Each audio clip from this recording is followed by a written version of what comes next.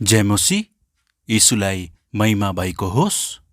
Apostolic 4 pillars अर्थात् आज हामीहरू प्रेरितीय मण्डलीका 4वटा खम्बाहरूको बारेमा सिक्नेछौँ। हिब्रू 3 अध्यायको 6। तर क्रिस्ट चाहिँ परमेश्वरका घरानामा पुत्रको रूपमा विश्वस्त हुनुहुन्थ्यो। यदि हाम्रो आशामा हामीले आफ्नो भरोसा र गौरव अन्त्यसम्म थामिराख्यो भने हामी उहाँका परिवार हौँ। प्रभु यीशु परमेश्वरको घरानामा पुत्रको रूपमा खडा हुनुभयो, विश्वासयोग्य हुनुभयो र पुत्र यीशुको कारणले गर्दा हामीहरू पनि परमेश्वरको घरानामा के भयौँ? पुत्र भयौँ, उहाँका परिवार भयौँ। हिब्रू 3 अध्यायको 6 अनुसार प्रभु यीशु ख्रीष्टको कारण हामीहरू परमेश्वरको घरानामा पुत्र भयौँ, परमेश्वरको परिवार पनि भयौँ। परमेश्वर हाम्रो पिता, हामीहरू ख्रीष्टको अनुग्रहको कारणले गर्दा उहाँका छोराहरू हौँ, उहाँका परिवार हौँ। पहिलो तिमोथी 3 अध्यायको 15। ताकि कतैमा ढिलाइ भने पनि परमेश्वरको घराना जो जीवित परमेश्वरको मण्डली हो र सत्यको खामो र आड हो, त्यहाँ कसरी चल्नुपर्छ सो तिमीले जानिराख। अघिको वचनमा हामी स्पष्ट भयौँ, हामीहरू छोराहरू हौँ, हामी परमेश्वरको परिवार हौँ। र फेरि पहिलो तिमोथी 3को 15ले भन्दछ, परमेश्वरको घराना कसरी चल्नुपर्छ सो तिमीले जानिराख। अर्थात् परमेश्वरको छोराहरूले थाहा पाउनुपर्छ कि परमेश्वरको परिवार, परमेश्वरको घराना कसरी चल्नुपर्छ। जसरी संसारमा भएको परिवार आफ्नो आफ्नो नियम अनुसार चल्छ भने परमेश्वरको घराना, परमेश्वरको मण्डली अर्थात् परमेश्वरको परिवार पनि परमेश्वरको वचन अनुसार, प्रेरितीय संस्कार अनुसार अर्थात् एपोस्टोलिक कल्चर अनुसार चल्नुपर्छ, जुन परमेश्वरले 4वटा खम्बा आफ्नो परिवारलाई दिनुभएको छ। अहिले हामीहरू एपोस्टोलिक सिजनमा छौँ, नयाँ मौसममा छौँ र परमेश्वरको हामी परिवार भएको कारणले गर्दा, परमेश्वर हाम्रो पिता र हामी उहाँका छोराहरू भएको कारणले गर्दा हामी उहाँका परिवार हौँ र परिवार जहिले पनि उहाँकै अनुसार, प्रेरितीय संस्कार अनुसार चल्नुपर्छ। र परमेश्वर पिताले आफ्नो परिवारको लागि प्रेरितीय संस्कार दिनुभएको छ। मण्डली भनेको परमेश्वरको परिवार हो र परिवारले कहिले पनि प्रेरितीय संस्कार, एपोस्टोलिक कल्चरलाई बिर्सनु हुँदैन। मण्डली अर्थात् परिवारलाई बलियो बनाउनको लागि परमेश्वर पिताले हामीलाई प्रेरितीय 4वटा खम्बा दिनुभएको छ। यदि खम्बा छ भने घर बलियो हुन्छ, बलियोसँग खडा हुन सक्छ। हामीहरू प्रेरितीय छोरा भएको कारणले गर्दा, प्रेरितीय परिवारमा भएको कारणले गर्दा हामीलाई 4वटा प्रेरितीय खम्बा परमेश्वर पिताले दिनुभएको छ। प्रेरित 2:42 तिनीहरू प्रेरितहरूका शिक्षा, संगति र रोटी बाँच्न र प्रार्थनामा भक्तिसाथ लागिरहन्थे। यिनीहरू हुन् 4वटा प्रेरितीय खम्बा, एपोस्टोलिक 4 पिलर्स। नम्बर 1मा प्रेरितहरूको शिक्षा, नम्बर 2मा संगति, नम्बर 3मा रोटी भाँच्न अर्थात् प्रभुभोज, नम्बर 4मा भक्तिसाथ गरिएको प्रार्थना। प्रेरितीय परिवारले कहिले पनि, प्रेरितीय छोराहरूले कहिले पनि प्रेरित 2:42 अनुसार 4वटा कुरालाई कहिले बिर्सनु हुँदैन। यो प्रेरितीय संस्कारमा यी कुरामा लागिरहनु पर्छ निरन्तर। चाहे हामी जुनसुकै अवस्थामा भए पनि, चाहे लकडाउनमा भए पनि नभए पनि हामीले प्रेरित 2:42 अनुसार प्रेरितहरूको शिक्षा, संगति, रोटी भाँच्न र प्रार्थनामा भक्तिसाथ लागिराख्नु पर्छ। यो एउटा एपोस्टोलिक कल्चर हो, एउटा प्रेरितीय संस्कार हो। त हामी पहिलोमा जानेछौँ। नम्बर 1मा प्रेरित 2:42 अनुसार प्रेरितहरूको शिक्षा नम्बर 1मा प्रेरितहरूको शिक्षा। पहिलो खम्बा प्रेरितहरूको शिक्षा। पहिलो कोरिन्थी 14 अध्यायको 19। तापनि मण्डलीमा अन्य भाषामा 10,000 शब्द बोल्नुभन्दा त बरु आफ्नै दिमागले 5वटा शब्द अरूहरूलाई शिक्षा दिने हेतुले म बोल्न चाहन्छु। पहिलो खम्बा के हो? प्रेरितहरूको शिक्षा। जुनसुकै शिक्षा होइन, सम्प्रदायको शिक्षा होइन, रीतिरिवाज र परम्पराको शिक्षा होइन, मानिसहरूको शिक्षा होइन, दन्ते कथाको शिक्षा होइन, तर कुन शिक्षा? प्रेरितहरूको शिक्षा।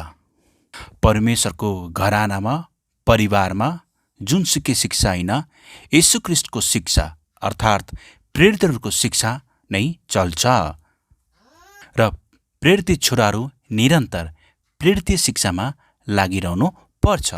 पावल भन्छन् कि अन्य भाषा 10,000 शब्दमा अन्य भाषा बोल्नुभन्दा बरु मेरै आफ्नै दिमागले 5वटा शब्द भए पनि अरूलाई शिक्षा दिने हेतुले म बोल्न चाहन्छु। प्रेरित परिवारमा, एउटा प्रेरित संस्कारमा हामी अन्य भाषालाई अगमवाणीलाई विश्वास गर्छौँ। अन्य भाषा अगमवाणी, चङ्गाइका कुरा, अगमवक्ताका कुराहरू, अगमवक्ता सेवकका कुराहरू, हामी यी वरदानलाई विश्वास गर्छौँ। तर हामी त्योभन्दा बढी जोड केमा दिन्छौँ भने वचनको शिक्षामा, प्रेरित शिक्षामा। पावल आफैले भन्छन् कि म अन्य भाषामा बोल्छु। पावल एकदमै बढी अन्य भाषामा बोल्ने, तर पावलले भन्छन् मण्डलीमा अर्थात् परमेश्वरको घरानामा, परिवारमा चाहिँ अन्य भाषा बोल्नुभन्दा पनि बढी म शिक्षा दिन मन पराउँछु। यसकारण परमेश्वरका छोराहरू हो, परमेश्वरको परिवारमा अन्य भाषा अगमवाणी चाहिन्छ, दान वरदानको कुराहरू चाहिन्छ, तर हामी दान वरदानभन्दा पनि अझै बढी प्रेरित शिक्षाले भरिनु पर्छ। हामीहरूले प्रेरित शिक्षालाई बढी जोड दिनु पर्छ। अन्य भाषा बोल्ने, अगमवाणी गर्ने, चङ्गाइको सेवकाई गर्ने, अगमवक्ताको सेवकाईमा विश्वास हामी गर्छौँ, तर त्योभन्दा बढी हामी के चाहन्छौँ भने परमेश्वरको छोराहरू प्रेरित संस्कार अनुसार परमेश्वरको घरानामा चाहिँ बढी परमेश्वरको वचनलाई बढी जोड दिनुपर्छ, प्रेरित शिक्षालाई बढी जोड दिनुपर्छ, अनि मात्र एउटा बलियो घर बन्न सक्छ र हामी प्रेरित संस्कारमा हुर्किन सक्छौँ। पावल आफैले नि चङ्गाइको सेवकाई गरे, अन्य भाषा बोले, थुप्रै अचम्मको चिन्ह चमत्कारको काम गरे, थुप्रै प्रेरितहरूले अचम्म चिन्ह चमत्कारको काम गरे। तर प्रेरितहरूको मुख्य कुरा चाहिँ यीशुख्रिस्टलाई केन्द्रित गरेर परमेश्वरको परिवारमा, परमेश्वरको घरानामा चाहिँ वरदानभन्दा पनि बढी वचनको शिक्षामा चाहिँ बढी जोड दिन्थे। उनीहरूले चाहन्थे कि परमेश्वरको घरानामा, परमेश्वरको परिवारमा चाहिँ प्रेरित शिक्षा चाहिँ प्रशस्त भएको होस्, प्रेरित शिक्षा चाहिँ प्रशस्त गरी भरिपूर्ण भएको होस्। परमेश्वरको घरानामा, परमेश्वरको परिवारमा जुनसुकै शिक्षा होइन, ओल्ड सिजनको शिक्षा होइन, सम्प्रदायको शिक्षा होइन, त प्रेरित शिक्षाको खाँचो छ। यसकारण हामी मात्र प्रेरित शिक्षामा लागिरहन्छौँ। पुरानो कुरा, नयाँ करार, विशेष गरी नयाँ करारमा प्रेरित शिक्षाकै बारेमा छ। यीशुख्रिस्ट पहिलो प्रेरित हुनुहुन्छ र उहाँले नि प्रेरित शिक्षा दिनुभयो। प्रेरित शिक्षा अर्थात् पवित्र आत्माद्वारा आएको, र हामीहरूले वरदानभन्दा पनि बढी परमेश्वरको घरानामा प्रेरित शिक्षालाई बढी जोड दिनुपर्छ। दोस्रो कोरिन्थी 11 अध्यायको 6। म सिपालु वक्ता नभए तापनि ममा ज्ञानको कमी छैन। यो कुरा हामीले हर किसिमले तिमीहरूलाई सफासँग देखाइदिएका छौँ। प्रेरित पावलले के चाहन्थे? परमेश्वरको वचनलाई स्पष्ट देखाइरहेको छ। पावल आफैले भन्नुहुन्छ, म सिपालु वक्ता नभए पनि तापनि ममा ज्ञानको कमी छैन। परमेश्वरको परिवारमा चाहिँ परमेश्वरका छोराहरू सिपालु वक्ता नभए पनि, हामी सबै कुरामा सिपालु नभए तापनि, तर हामीमा ज्ञानको कमी चाहिँ हुनु भएन, प्रेरित शिक्षाको कमी हुनु चाहिँ भएन। परमेश्वरको परिवारमा चाहिँ, परमेश्वरको छोराहरूको जीवनमा प्रेरित शिक्षा चाहिँ प्रशस्त गरी हुनुपर्छ। हामी सबै कुरामा ट्यालेन्ट नहोला, हामी सबै कुरामा जान्ने नहोला, हामीमा कुनै खुबी नहोला, हामी सिपालु नहोला, तर हामीमा प्रेरित शिक्षाको कमी चाहिँ हुनु भएन, वचनको ज्ञानको कमी चाहिँ हुनु भएन। यसकारण पावल आफैले भन्नुहुन्छ, म सिपालु वक्ता नभए पनि तापनि ममा ज्ञानको कमी छैन।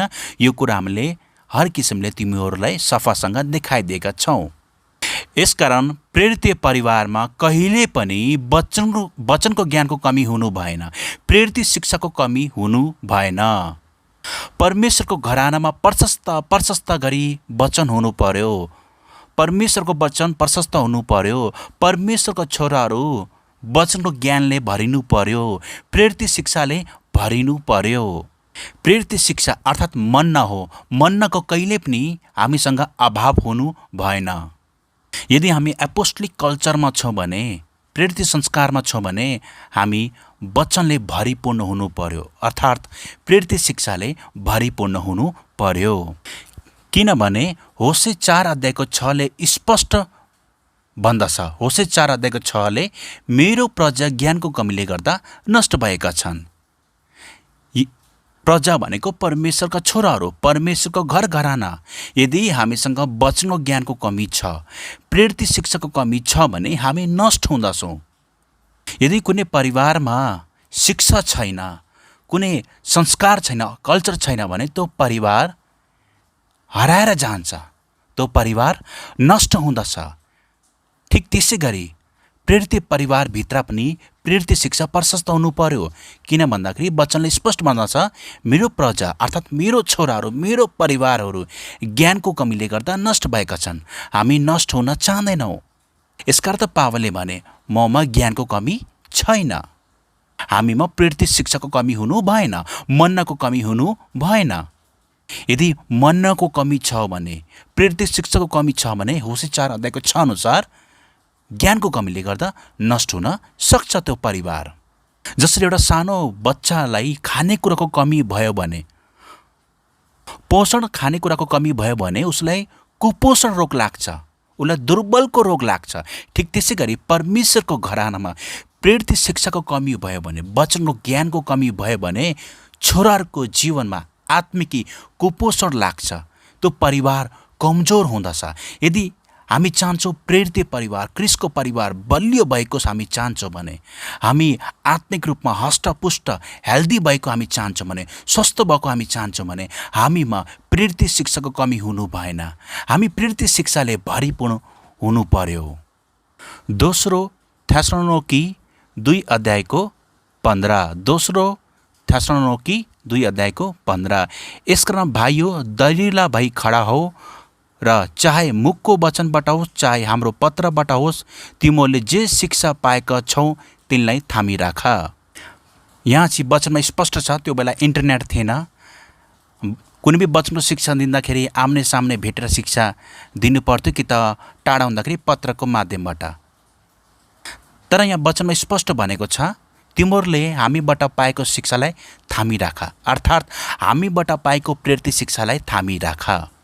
परमेश्वरका छोराहरू, परमेश्वरका परिवारहरूले यदि प्रेरित संस्कारमा हुर्किन चाहन्छन् भने, क्रिस्टको अनुग्रहमा क्रिस्टमा बढ्न चाहन्छन् भने उनीहरूले प्रेरित शिक्षालाई थामिराख्नु पर्यो, प्रेरित शिक्षालाई थामिराख्नु पर्यो। यदि हामी प्रेरित शिक्षालाई थाम्न सकिरहेका छैनौँ भने, यदि हामी प्रेरित शिक्षामा स्थिर रहन सकिरहेका छैनौँ भने, यदि हामीले प्रेरित शिक्षालाई भनेअनुसार आफ्नो जीवनमा, आफ्नो व्यवहारमा उतार्न सकिरहेका छैनौँ भने हामी कहिले पनि परमेश्वरको परिवार, परमेश्वरको छोरा हुन सक्दैनौँ।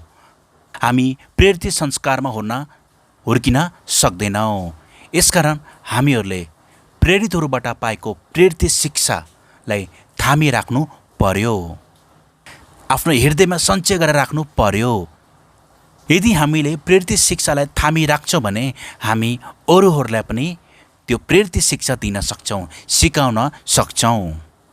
यसकारण प्रेरित संस्कार अनुसार हामीलाई पहिलो खम्बा चाहिन्छ, अर्थात् प्रेरितहरूको शिक्षा नै चाहिन्छ। पुरानो मौसमको शिक्षा, सम्प्रदायको शिक्षा वा रीतिरिवाज र परम्पराको मानिसहरूको शिक्षा होइन, हामीहरूलाई प्रेरितहरूको शिक्षा चाहिन्छ, ताजा मन, यदि हामी बलियो परिवार हुन चाहन्छौँ भने। दोस्रो खम्बा प्रेरित 2:42 अनुसार दोस्रो खम्बा के हो? प्रेरितहरूको शिक्षापछि सङ्गति। भन्नुहोस् सङ्गति। दोस्रो खम्बा के हो? सङ्गति। हिब्रू 10:25 कतिजनाको सङ्गति नजाने बानी हुन्छ, तर हामी एकसाथ भेला हुन नछोडौँ, तर प्रभुको दिन नजिक आइरहेको तिमीहरूले देखेका हुनाले एउटाले अर्कालाई झन् प्रोत्साहन देऊ। प्रेरितीय संस्कारमा दोस्रो खम्बा सङ्गति हो। परमेश्वरको छोराहरूले एक अर्कासँग सङ्गति गर्नु पर्यो, भेला हुन चाहिँ छोड्नु भएन।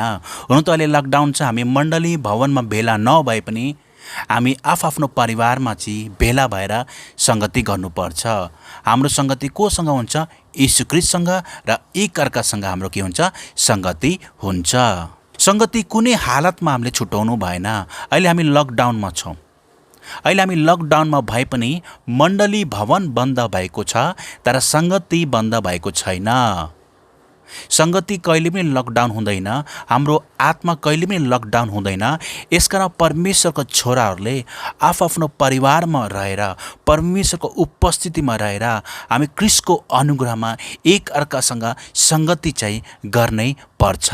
प्रेरितीय संस्कारमा चाहिँ यो अति नै महत्त्वपूर्ण हो। हामीले सङ्गति कहिले पनि टुटाउनु भएन।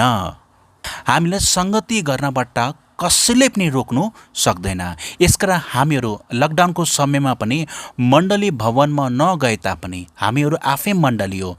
यसकारण हामीले आफ्नो परिवारमा रहेर चाहिँ हामी के गर्नु पर्यो? प्रेरितीय सङ्गतिमा सहभागी हुनु पर्यो। निरन्तर के गर्नु पर्यो? परिवारमा रहेर प्रेरितीय सङ्गति गर्नु पर्यो, जहाँ यीशु ख्रीष्टको उपस्थिति हुँदछ। यीशु ख्रीष्टले आफै प्रतिज्ञा गर्नुभएको छ, जहाँ मेरो नाममा 2 वा 3 जना हुन्छन् म त्यहाँ हुनेछु। कतिजनाको बानी हुन्छ, उनीहरू घरमा पनि सङ्गति गर्दैनन् र मण्डलीमा गएर पनि सङ्गति गर्दैनन्। वास्तवमा तिनीहरू परमेश्वरका छोराहरू हुनु सक्दैनन्। किन भन्दाखेरि परमेश्वरको साँचो छोराहरू, परमेश्वरका साँचो परिवारहरू सङ्गति बिना जिउन सक्दैनन्। उनीहरूले निरन्तर सङ्गति गर्छन्। किन भन्दाखेरि सङ्गतिले के गर्छ? हामी एक अर्कालाई उत्साह अनि हौसला दिन्छौँ र परमेश्वर पिताको नजिक जान्छौँ। यदि कसैलाई सङ्गति गर्न अल्छी लाग्छ, सङ्गति लकडाउन खुलेको बेला पनि वा त्योभन्दा अगाडि पनि मण्डलीमा गएर सङ्गति गर्न अल्छी लाग्छ, घरमा सङ्गति गर्न अल्छी लाग्छ भने ऊ प्रेरितीय संस्कारमा हुर्किन सक्दैन। उसले प्रेरितीय संस्कारलाई बुझ्न सक्दैन। ऊ परमेश्वरको परिवार हुन सक्दैन। किन भन्दाखेरि परमेश्वरको परिवारले, परमेश्वरका छोराहरूले, प्रेरितीय संस्कारमा हुर्किएको परमेश्वरका छोराहरूले सङ्गति नगरी सक्दैन। उसले जसरी पनि के गर्छ? सङ्गति गर्छ। यो लकडाउनको बेला पनि हामीहरूले सङ्गतिको लागि भोकाउनु पर्छ र परिवारमा निरन्तर निरन्तर निरन्तर के गर्ने? सङ्गति गर्ने। रोमी 15:24 म स्पेन जाँदा तिमीहरूलाई भेट्ने आशा राख्दछु र तिमीहरूसँग केही समयसम्म सङ्गतिको आनन्द लिएपछि तिमीहरूले मलाई मेरो बाँकी यात्रामा मद्दत दिनेछौ भन्ने आशा राख्दछु। कति असल वचन! तिमीहरूलाई केही समयसम्म तिमीहरूसँग केही समयसम्म सङ्गतिको आनन्द लिएपछि, त्यो कति असल कुराहरू। नयाँ करारमा परमेश्वरका छोराहरू सङ्गतिमा आनन्द लिँदथे। प्रेरितीय संस्कारमा हुर्केका परमेश्वरका छोराहरू सङ्गति गर्दाखेरि अल्छी मान्दैनन्, बोरिङ भयो भन्दैनन्, तर सङ्गतिमा के गर्छन्? परमेश्वरको उपस्थितिमा रहेर के गर्छन्? उनीहरूले आनन्द लिन्छन्। सङ्गतिमा साँच्चै नै आनन्द छ, सङ्गतिमा रमाट छ, सङ्गतिमा हर्षको कुरा छ, सङ्गतिमा आशिषको कुरा छ, सङ्गतिमा परिवर्तनको कुरा छ, सङ्गतिमा ख्रीष्टको अनुग्रहको कुरा छ।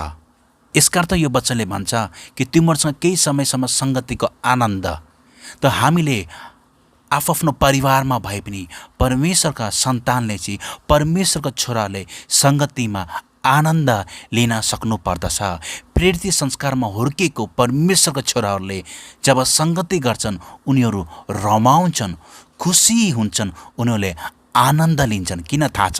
किन भन्दाखेरि त्यहाँ परमेश्वरको उपस्थिति हुँदछ।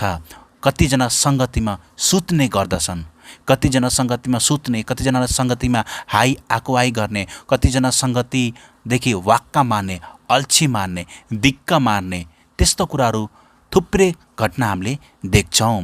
तर यदि हामी परमेश्वरका परिवार हौँ भने सङ्गतिमा आनन्द मान्नु पर्छ। किन भन्दाखेरि त्यहाँ प्रभु यीशु ख्रीष्टको उपस्थिति हुन्छ। रोमी 15 अध्यायको 32, रोमी 15 अध्यायको 32, र परमेश्वरको इच्छाद्वारा आनन्दसँग तिमीहरू कहाँ आएर तिमीहरूसँगको सङ्गतिद्वारा म फेरि ताजा हुन सकौँ। यहाँ के भन्छ? आनन्दसँग तिमीहरू कहाँ आएर। हामी जब कसैकोमा सङ्गति गर्छौँ वा आफ्नो परिवारकोमा सङ्गति गर्छौँ भने पहिला हामी आनन्दित हुनु पर्यो, भित्रीदेखि खुसी हुनु पर्यो कि म अब सङ्गति गर्दैछु। उफ, कति सङ्गति गरेको, दिक्क लाग्यो सङ्गतिदेखि, एकदमै झ्याउ लाग्यो सङ्गतिदेखि, सङ्गति भन्ने बित्तिकै मलाई निन्द्रा लाग्छ, अल्छी लाग्छ, त्यो हामीले गर्नु भएन। जब हामी सङ्गतिको लागि तयार हुन्छौँ त हामी के गर्छौँ? सङ्गतिमा त आनन्दित हुन्छौँ, तर त्योभन्दा अगाडि हामी के हुनु पर्यो? खुसी हुनु पर्यो, रमाउनु पर्यो। जस्तो हामीले गिफ्ट पाउँदाखेरि, अर्थात् कुनै स्पेसल खानेकुरा खान पाउँदाखेरि, कुनै नयाँ ठाउँमा जान पाउँदाखेरि हामी पहिले के गर्छौँ? रमाड गर्छौँ, आनन्द लिन्छौँ। यहाँ पनि यही भनेको छ कि आनन्दसँग तिमीहरूको आएर तिमीहरूसँगको सङ्गतिद्वारा म फेरि ताजा हुन सकौँ। प्रेरित छोराहरू सङ्गति सुरु हुनुभन्दा अगाडि उनीहरू खुसी हुन्छन्, रमाउँछन्, र सङ्गतिद्वारा उनीहरू के हुन्छन्? ताजा हुन्छन्। सङ्गतिले हामीलाई फ्रेस बनाउँछ, हामीलाई ताजा बनाउँछ। किन भन्दाखेरि परमेश्वरको उपस्थिति सङ्गति कहिले पनि बासी हुँदैन। र यो हाम्रो एउटा प्रेरित संस्कार हो। हामी प्रेरित ढाँचामा, प्रेरित छोराहरू प्रेरित सङ्गतिमा सहभागी हुनुपर्छ। र हामी जहाँ जहाँ भए पनि, जुन ठाउँमा भए पनि हामी निरन्तर सङ्गति गर्न चाहिँ नछोडौँ। यदि तपाईँहरू एक्लै हुनुहुन्छ, यदि तपाईँ एक्लै हुनुहुन्छ भने पनि तपाईँले सङ्गति गर्नुहोस्। किन भन्दाखेरि तपाईँसँग प्रभु यीशु ख्रीष्ट हुनुहुन्छ, पवित्र आत्मा हुनुहुन्छ। सङ्गतिले के गर्छ? रोमी 15 अध्यायको 32 अनुसार ताजा बनाउने काम गर्छ। र परमेश्वरको छोराहरू जहिले पनि सङ्गतिमा फ्रेस हुनुपर्छ, रमाउनुपर्छ, खुसी हुनुपर्छ। किन भन्दाखेरि हामी परमेश्वरको परिवार हौँ, र परमेश्वरको परिवार संसारिक ढाँचा अनुसार चल्दैन, परम्परा रीतिरिवाज अनुसार चल्दैन। उनीहरू प्रेरित संस्कार अनुसार, परमेश्वरको वचन अनुसार चल्छन्। पहिलो यूहन्ना 1 अध्यायको 7, पहिलो यूहन्ना 1 अध्यायको 7, तर उहाँ ज्योतिमा हुनुभएपछि यदि हामी पनि ज्योतिमा हिँड्छौँ भने एक अर्कासित हाम्रो सङ्गति हुन्छ, र उहाँका पुत्र यीशुको रगतले हामीलाई सबै पापबाट शुद्ध पार्छ। सुरुवातमा के भन्छ? तर उहाँ ज्योतिमा हुनुभएपछि, यीशु ख्रीष्ट को हुनुहुन्छ? ज्योति। हामी पनि के छौँ? ज्योतिमा हिँड्छौँ। यीशु ख्रीष्ट ज्योति हुनुहुन्छ र हामी के गर्छौँ? ज्योतिमा हिँड्छौँ भने हाम्रो एक अर्कासँग हाम्रो के हुन्छ? सङ्गति हुन्छ। यीशु सँगसँगै हिँड्ने छोराहरू, ज्योतिमा हिँड्ने परमेश्वरका छोराहरू, परमेश्वरको परिवार, घर घरानाहरू जब ज्योतिमा हिँड्छन् त स्पष्ट भन्दछ उनीहरू एक अर्कासँग हाम्रो के हुन्छ? सङ्गति हुन्छ। अन्धकारमा हिँड्ने, संसारिक कुरामा रमाउनेहरूले कहिले पनि सङ्गति गर्न चाहँदैनन्। तर ज्योतिमा हिँड्नेहरू, परमेश्वरको उपस्थितिमा हिँड्नेहरू, परमेश्वरको वचनमा हिँड्नेहरूले के गर्छन्? एक अर्कासँग सङ्गति गर्छन्। किन भन्दाखेरि परमेश्वरको परिवारमा अन्धकार हुँदैन, परमेश्वरको परिवारमा अन्धकार हुँदैन, संसारिक कुराले अधिकार वा राज्य गर्दैन। यसकारण परमेश्वरको परिवारले के गर्छन्? एक अर्कासँग के गर्छन्? सङ्गति गर्छन्। तो दोस्रो खम्बाको बारेमा हामीले सिक्यो कि प्रेरित संस्कार अनुसार प्रेरित 2 को 42 अनुसार दोस्रो खम्बा के हो संगति। हामीहरूले संगति निरन्तर गर्नु पर्यो। परमेश्वरको छोराहरू भेला भएर प्रेरित संगतिमा के हुनु पर्यो? सहभागी हुनु पर्यो। संगतिमा रमाउनु पर्यो, आनन्द लिनु पर्यो। संगतिले हामीलाई ताजा बनाउँछ, त्यहाँ परमेश्वरको उपस्थिति हुन्छ। यसकारण हामी जहाँ भए पनि संगति कहिले नटुटाउँ, संगति कहिले नटुटाउँ। चाहे जस्तो सुकै अवस्था भए पनि हामीले निरन्तर संगति गरौँ।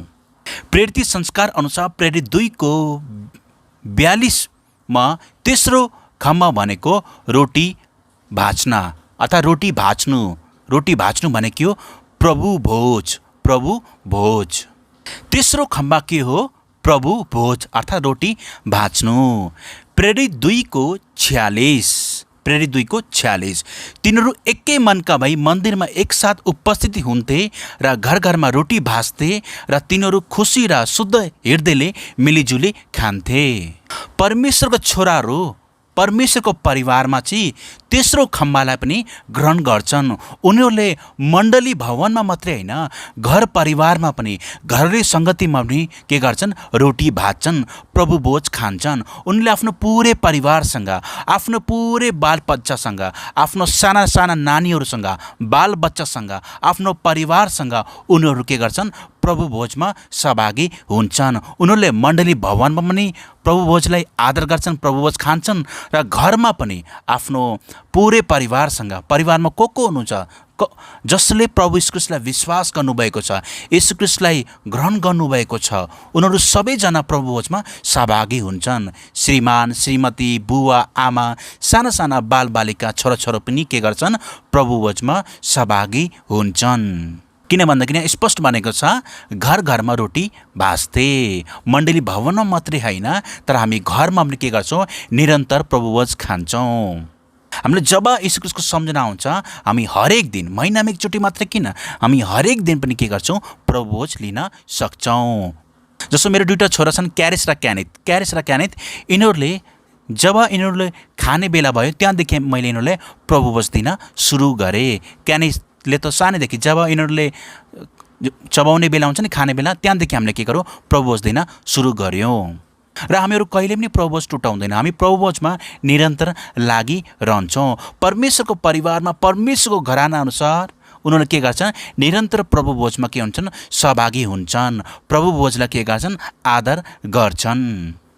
एकतामा रहेर, परमेश्वरको छोराहरू एकतामा रहेर, युनिटीमा रहेर, परमेश्वरको वचनअनुसार एकतामा रहेर, शुद्ध र खुसी हृदयले हामी के गर्छौँ? प्रभुभोजमा सहभागी हुन्छौँ। यसकारण हामी मण्डली भवनमा मात्रै होइन, घर परिवारमा पनि के गर्छौँ? घरेलु सङ्गतिमा पनि, घर परिवारमा पनि हामी निरन्तर प्रभुभोज खान्छौँ। प्रभुभोजलाई हामीले हल्का रूपमा लिनु हुँदैन। प्रभुभोज कहिले टुटाउनु हुँदैन। हामी निरन्तर प्रभुभोजमा सहभागी हुनु पर्यो। प्रेरित 20 अध्यायको 7 र 11 हप्ताको पहिलो दिनमा जब हामी रोटी भाँच्नलाई जम्मा भयौँ, तब पावलले चाहिँ भोलिपल्ट जाने इच्छा गरेको हुनाले तिनीहरूसँग मध्यरातसम्म बातचित गरिरहे।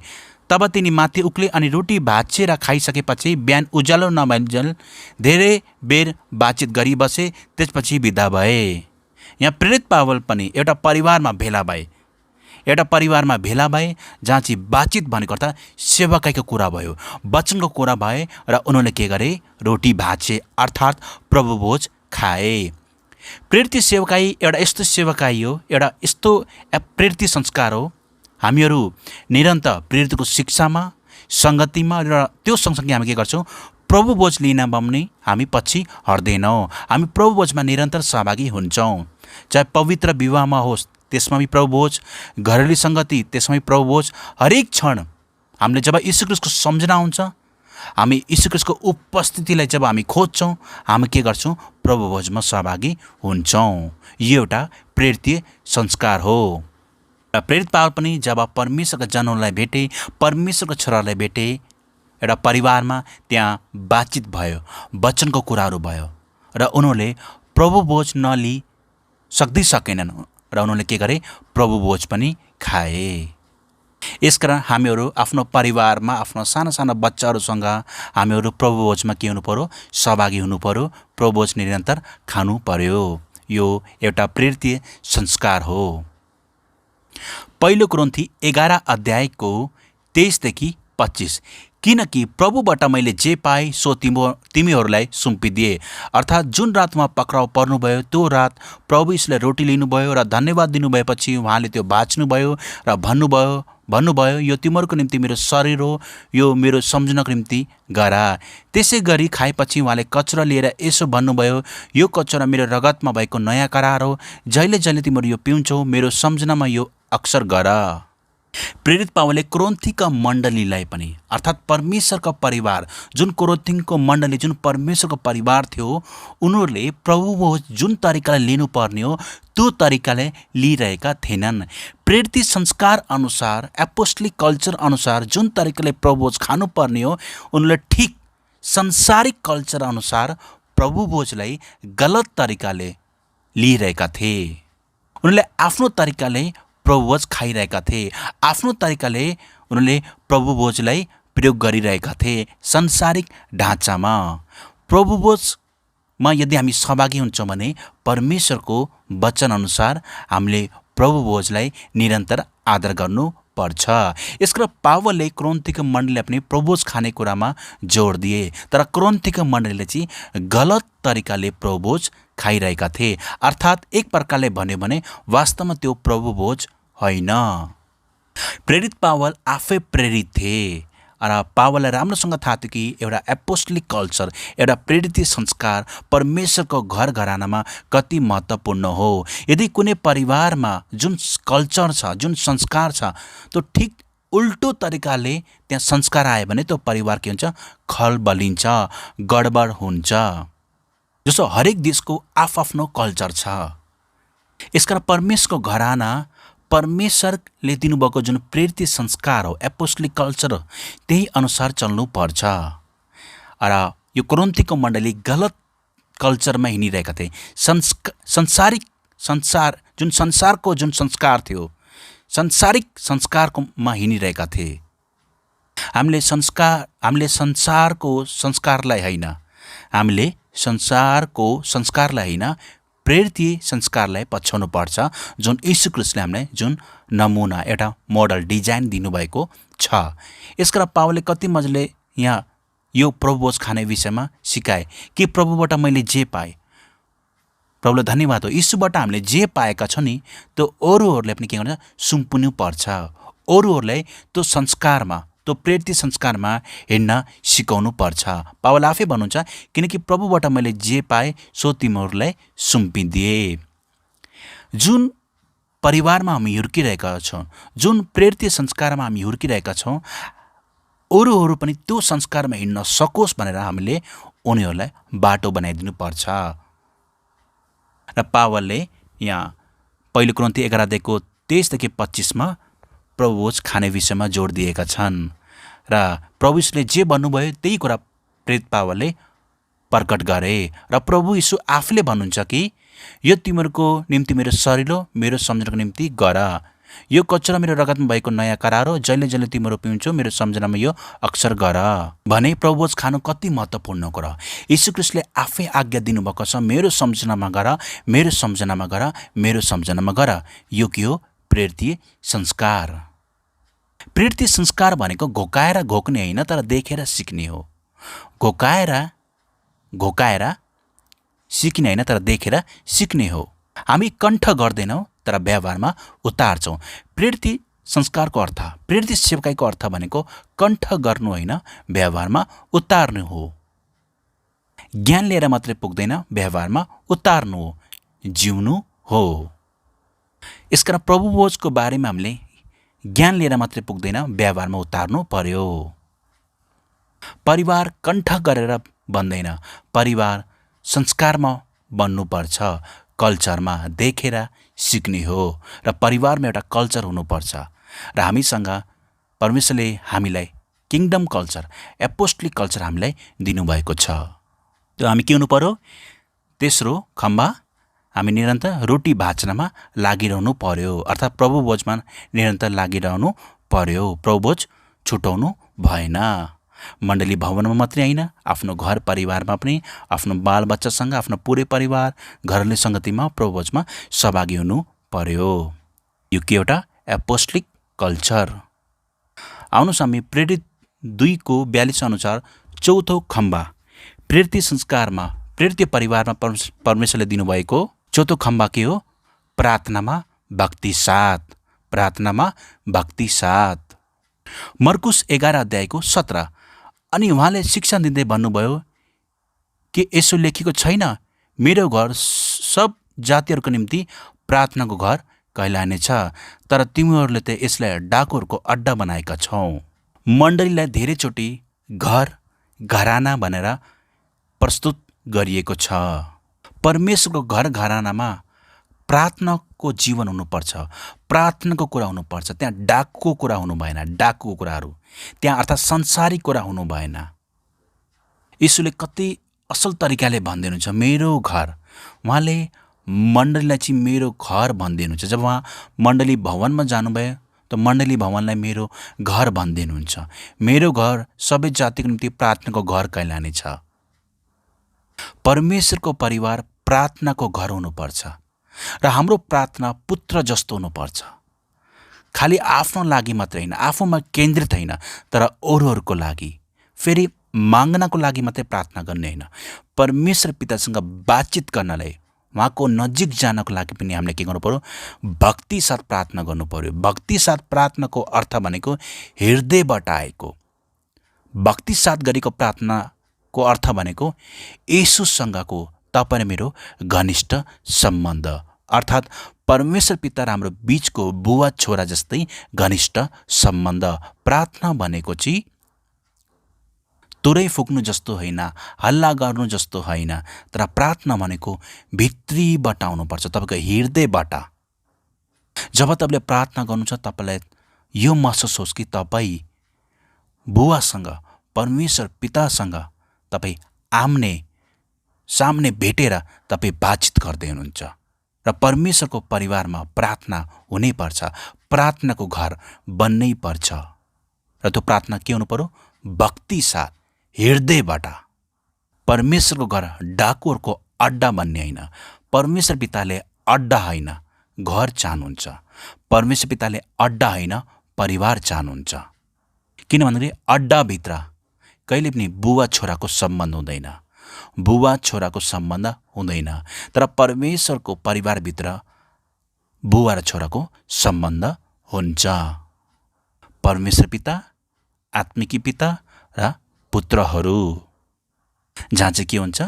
प्रेरित संस्कार। अड्डामा कहिले पनि कल्चर हुँदैन। अड्डामा के हुन्छ? लुटपाटको कुरा, झै झगडाको कुरा मात्र हुन्छ। पहिलो थेसलोनिकी 5:17 निरन्तर प्रार्थना गरिरहो। परमेश्वरको छोराहरूले के गर्ने? निरन्तर प्रार्थना गरिराख्ने। यो के हो? प्रेरित संस्कार। यो एउटा कल्चर हो अनि यो कल्चरलाई हामीले कहिले पनि छोड्नु भएन। निरन्तर प्रार्थनामा सहभागी हुनु पर्यो, निरन्तर प्रार्थना गर्नु पर्यो।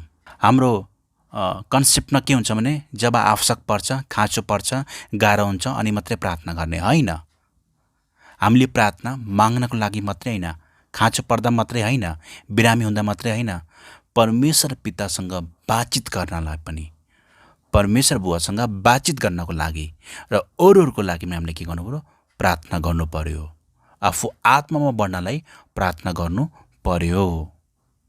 याकुब 5:17-18 एलिया पनि त हामीहरूको जस्तै स्वभाव भएका मानिस थिए।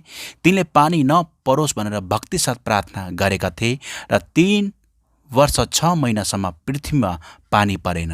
तिनले फेरि प्रार्थना गरे र आकाशबाट वर्षा भयो र भूमिले उब्जनी दियो। एलिया पनि हामी जस्तै स्वभावका मानिस थिए। एलिया पनि एउटा प्रेरित थिए भन्दाखेरि फरक नपर्ला, किनभने पठाइएका। एलिया प्रेरित पनि थिए, अगमवक्ता पनि थिए। र एलियाको प्रार्थना एउटा पुत्र जस्तो थियो, एउटा छोरा जस्तो थियो। किन भन्दाखेरि एउटा छोराले, एउटा पुत्रले मात्रै के गर्छ? भित्रीबाट भक्ति साथ प्रार्थना गर्छ। र एलियाको प्रार्थना यति शक्तिशाली थियो कि 3 वर्ष 6 महिनासम्म पृथ्वीमा पानी परेन। तर फेरि उनले प्रार्थना गरे, आकाशबाट पानी पर्यो र भूमिले के गर्यो? उब्जनी दियो। र एलियाबाट पनि, जुन परमेश्वरका छोरा थिए, उहाँबाट पनि हामीले यी कुरा सिक्न सक्छौँ कि भक्ति साथ गरेको प्रार्थना के हो? तपाईँको हृदय र परमेश्वरको हृदय जोडिनु पर्छ। क्रिस्टसँग अर्थात् परमेश्वर पितासँगको तपाईँको सम्बन्ध घनिष्ठ हुनुपर्छ। र भक्ति साथ गरेको प्रार्थनाको अर्को अर्थ पनि के हो? खालि माग्नको लागि मात्रै होइन, आफू निको हुनको लागि मात्रै होइन, तर पितासँग बातचित गर्नलाई, पिताको इच्छा बुझ्नलाई पनि हामीले के गर्नु पर्यो? भक्ति साथ प्रार्थना गर्नु पर्यो। यो एउटा के हो? प्रेरितीय संस्कार, एपोस्टोलिक कल्चर, जुन चाहिँ परमेश्वरको परिवारमा हुनैपर्छ। लुक्का 6:12। ती दिनमा उहाँ पहाडतिर प्रार्थना गर्न जानुभयो र परमेश्वरसँग प्रार्थना गर्दै पुरै रात बिताउनु भयो। प्रभु यीशु प्रार्थना गर्दाखेरि उहाँ डाँडामा एकान्त ठाउँमा जानुहुन्थ्यो ताकि उहाँलाई कसैले बाधा नदियोस्। कतिचोटि हामीहरू प्रार्थना गर्छौँ, प्रार्थना गर्दा मोबाइलको एउटा घन्टी भयो भने हामी प्रार्थना बिचमा ब्रेक गरेर हामी के गर्छौँ? फोन उठाउँछौँ। त्यसो कहिले नगर्नुहोस्। यदि तपाईँले प्रार्थना गर्दै हुनुहुन्छ भने, यदि लामो प्रार्थना गर्दै हुनुहुन्छ भने मोबाइललाई टाढै राख्नुहोस्। किन भन्दाखेरि तपाईँ परमेश्वर पितासँग बातचित गर्दै हुनुहुन्छ र यीशुले प्रार्थना गर्दै पुरै रात बिताउनुहुन्थ्यो। यदि तपाईँले कुनै मन परेको व्यक्तिसँग कुरा गर्दै हुनुहुन्छ भने घन्टौँ उसँग कुरा गरेको थाहा हुँदैन तपाईँलाई। यदि मन पर्ने मान्छेसँग छ भने तपाईँलाई के लाग्छ भने दिनभरि रातभरि योसँग कुरा गर्न पाए कति राम्रो हुन्थ्यो। तपाईँलाई अल्छी लाग्दैन, त्यो मान्छेसँग कुरा गर्न अल्छी लाग्दैन। ठिक त्यसै गरी प्रभु यीशु र परमेश्वर पिताको सम्बन्ध पनि बुवा छोरा जस्तै गरी थियो। प्रभु यीशुले खालि त्यहाँ प्रभु यीशुले प्रार्थनाको जीवन जिउनुभयो। उहाँले हाम्रो अगाडि एउटा उदाहरण छोड्नुभयो। यीशुको प्रार्थना जहिले पनि एउटा पुत्र जस्तो थियो, एउटा छोरा जस्तो थियो। उहाँले जब प्रार्थना गर्नुहुन्थ्यो खालि माग्नको लागि, यस्तो चाहियो उस्तो चाहियो, उहाँले प्रार्थना गर्नुको अर्थ भनेको उहाँ परमेश्वर पितासँग बातचित गर्नुहुन्थ्यो, कुराकानी गर्नुहुन्थ्यो। एउटा छोरा जसरी बाउसँग बोल्छ त्यसरी उहाँ बोल्नुहुन्थ्यो। अनि उहाँसँग बोल्दा बोल्दा रात बितेकै थाहा नहुने। यसलाई भनिन्छ भक्ति साथ गरेको प्रार्थना। अहिले हामी प्रार्थनाको अर्थ के हो भन्दाखेरि प्रार्थनाको अर्थ भनेको निको हुनको लागि मात्रै, छुटकाराको लागि मात्रै, खाँचो पर्दा मात्रै, नत्र किन प्रार्थना गर्ने, विषय हुँदा मात्रै प्रार्थना गर्ने, नत्र किन गर्ने भनेर हामी सोचिरहेका हुन्छौँ। वास्तवमा त्यो गलत हो।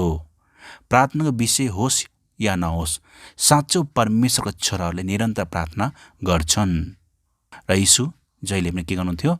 पहाडतिर एकान्त ठाउँमा उहाँले कुनै कुरालाई डिस्टर्ब नगरोस्, बाधा नदियोस्। यदि प्रार्थना गर्दै हुनुहुन्छ भने तपाईँले स्पेसल परमेश्वरको लागि समय छुट्याउनुहोस्। प्रार्थना गर्ने, एकछिनमा कसैले बोलायो भने प्रार्थना गर्दा गर्दै बिचमा भाग्ने, फोन उठाउने, ध्यान दायाँ बायाँ ध्यान गरेर प्रार्थना कहिले नगर्नुहोस्। स्पेसल त्यो समय परमेश्वरलाई दिनुहोस्। र प्रभु यीशुले प्रार्थना गर्दा गर्दा पुरै रात बिताउनु हुन्थ्यो। उहाँलाई त्यति आनन्द लाग्थ्यो प्रार्थना गर्दा, किन भन्दाखेरि उहाँ बुवासँग बोल्दै हुनुहुन्छ। आज हामी पनि, हाम्रो प्रार्थना पनि, जब हामी प्रार्थना गर्छौँ परमेश्वर पितासँग, बुवाको अगाडि जसरी एउटा छोरा बोल्छ त्यसरी गरी हामीले प्रार्थना गर्नुपर्छ। मसँग प्रार्थनाको विषय नभए पनि म निरन्तर प्रार्थना मैले गर्नुपर्छ। किन भन्दाखेरि प्रार्थना गर्नुको अर्थ भनेको परमेश्वर पिता र तपाईँको बिचको कुराकानी र बातचित। हामीले सिक्यौँ चौथो खम्बा के हो? भक्ति साथ गरिएको प्रार्थना, प्रेरितीय खम्बा। हामीले सुरुमा सिक्यौँ कि यीशु ख्रीष्टको कारणले गर्दा हामी परमेश्वरको पिताको छोराहरू भएका छौँ, परिवार भएका छौँ। फेरि अर्को पदमा हामीले सिक्यौँ कि परमेश्वरको घराना अर्थात् परिवार कसरी चल्नुपर्छ। अनि त्यो घर परिवारमा एउटा प्रेरितीय संस्कार छ, एउटा एपोस्टोलिक कल्चर छ। त्यो एपोस्टोलिक कल्चर अनुसार त्यो घर खडा हुनको लागि, त्यो घर बलियो हुनको लागि 4वटा खम्बा परमेश्वरले हामीलाई दिनुभएको छ। प्रभु यीशुले प्रेरित 2:42 अनुसार पहिले हामीले खम्बाको बारेमा सिक्यौँ कि प्रेरितहरूको शिक्षा सम्प्रदायको शिक्षा होइन, मानिसहरूको शिक्षा होइन, रीतिरिवाज परम्पराको शिक्षा होइन, संसारिक शिक्षा होइन, तर हामीलाई प्रेरितको शिक्षा चाहिन्छ। र हामी प्रेरितीय शिक्षाले के हुनुपर्छ? भरिपूर्ण हुनु पर्छ। दान वरदान चाहिन्छ, तर त्योभन्दा बढी हामीले प्रेरित शिक्षालाई जोड दिनुपर्ने हुन्छ। दोस्रोमा सिक्यो सङ्गति। परमेश्वरको छोराले निरन्तर एकअर्कासँग सङ्गति गर्ने। हामीहरू जुनसुकै अवस्थामा भए पनि के गर्नु पर्यो? निरन्तर प्रेरित सङ्गतिमा सहभागी हुनु पर्यो। सङ्गति कहिले टुटाउनु भएन। तेस्रो खम्बा रोटी भाँच्न। हामी प्रभु भोजमा पनि पछि हट्नु भएन। हामी मण्डली भवनमा होइन, घर परिवारमा पनि, घरले सङ्गतिमा पनि के गर्नु पर्यो? हामी महिनामा एकचोटि मात्र किन, हामी हरेक दिन उहाँको सम्झनामा प्रभु भोजमा सहभागी हुनु पर्यो। प्रभु भोज कहिले टुटाउनु भएन। हरेक दिन, हरेक हप्ता, हरेक दिनसम्म भएन भने पनि हरेक हप्ता जसरी हुन्छ सङ्गतिमा प्रभु भोज चाहिँ लिनु पर्यो, प्रेरित संस्कार अनुसार। र चौथो खम्बा भक्ति साथ गरिएको प्रार्थना। यी चारवटा कुरा चाहिँ हामीलाई चाहिन्छ। जस्तै एउटा कोठा, एउटा घर बन्नको लागि खम्बाको आवश्यकता पर्छ, ठिक त्यसै गरी परमेश्वरको परिवार बन्नलाई, एउटा घर घराना बन्नको लागि हामीलाई प्रेरित 2:42 अनुसार, प्रेरित 2को 42 अनुसार चारवटा खम्बा चाहिन्छ। प्रेरितहरूको शिक्षा, सङ्गति, रोटी भाँच्न र भक्ति साथ गरिएको प्रार्थना। म रोमस थपलिया आजको वचन यही राख्दछु। परमेश्वरले तपाईँलाई आशिष दिनुभएको होस्। पुत्रको रूपमा स्थापित हुनुहोस्, पुत्रको रूपमा खडा हुनुहोस्, आज्ञाकारी हुनुहोस् र यो जुन यो नयाँ सिजन छ, एपोस्टोलिक सिजन, यो सिजनलाई बुझ्नुहोस् र हिँड्नुहोस्। परमेश्वरले तपाईँलाई अनुग्रह गर्नुभएको होस्। सबैलाई जय मसीह।